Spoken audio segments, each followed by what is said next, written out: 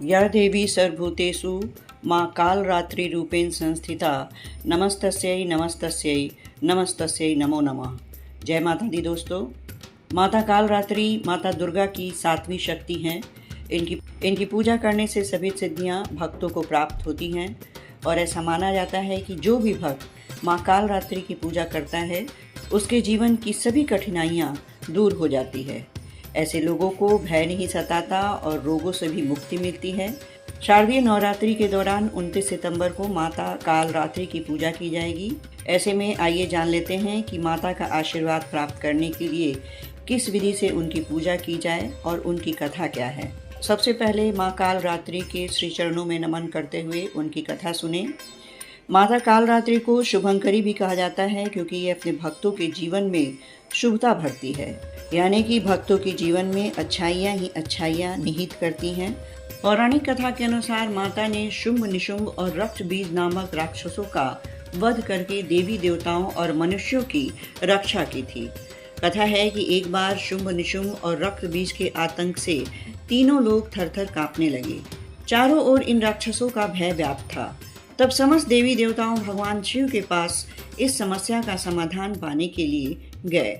महादेव ने माता पार्वती से शुंभ निशुंभ का अंत करने की बात कही। इसके बाद माता ने दुर्गा रूप धारण कर शुंभ निशुंभ का वध कर दिया। हालांकि जब रक्त बीज का संहार करने माता गई तो एक समस्या सामने आई। रक्त बीज को यह वर मिला था कि उसके रक्त की बूंद धरती पर गिरते ही उसके जैसा एक और राक्षस जन्म लेगा।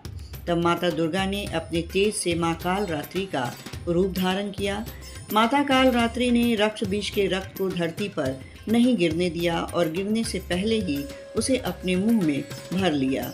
इस तरह माता कालरात्रि ने अंत में रक्त बीज का भी संहार कर दिया। आइए इसकी पूजा विधि भी मैं आपको बताऊं। नवरात्रि के 7वें दिन आपको सुबह सूर्योदय से पहले उठकर स्नान ध्यान करना चाहिए। इसके बाद आपको स्वच्छ वस्त्र धारण करना चाहिए। इसके बाद पूजा स्थल में स्थित माता कालरात्रि की प्रतिमा या तस्वीर को गंगा जल से स्नान करवाना चाहिए। उसके बाद माँ को कुमकुम रोली अक्षत अर्पित करना चाहिए। धूप दीप प्रज्वलित करना चाहिए। इसके बाद माता की पूजा आरंभ करनी चाहिए। पूजा के दौरान माता के मंत्रों, दुर्गा चालीसा, दुर्गा सप्तशती और कथा का आपको पाठ करना चाहिए। पूजा के अंत में माता को गुड़ या गुड़ से बने पदार्थों या चने का भोग लगाना चाहिए। भोग में आप मालपुए का भोग भी लगा सकते हैं। ये थी संपूर्ण जानकारी माता कालरात्रि पर। वीडियो अच्छी लगी हो तो इसे लाइक और शेयर जरूर करें। साथ ही मेरे चैनल को सब्सक्राइब भी करें। अब आप मुझे आज्ञा दें। जय माता दी।